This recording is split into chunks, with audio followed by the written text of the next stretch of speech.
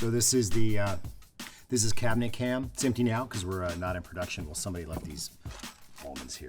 I'll clean that up.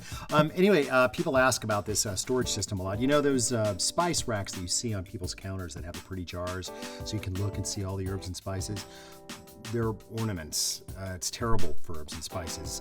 Herbs and spices have a lot of volatile compounds in them. Volatile meaning they'll freak out and go away.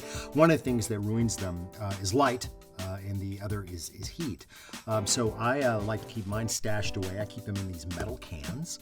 And somewhere along the line, we just decided that I didn't have that much cabinet space, so I was going to just put Velcro on the back. A lot of people think they're magnetic. That probably would be smarter, but these are actually just Velcro. And I keep everything in here in no specific order. Some of these are probably empty now from production, and some of them probably aren't here. Oh yeah, there are no more of those. Let's see. I bet there's going to be white pepper because we didn't use any white pepper this season. So I just buy these at like a hobby shop or craft shop. They're not really airtight, but they certainly prevent air from getting to them. That's the other thing, light, heat, and air, not good. And they're out of the way, so I don't take up a lot of space here, and I can see them wherever I am. I also sometimes do the same thing with Velcro and herb containers in the refrigerator.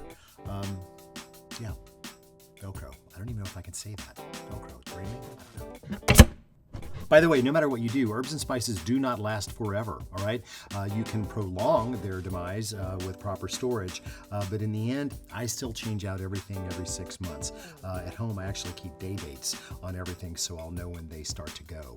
Herbs are especially bad. I find oregano, I can barely get 60 days out of. But again, airtight, keep them out of light, keep them dry, keep them cool.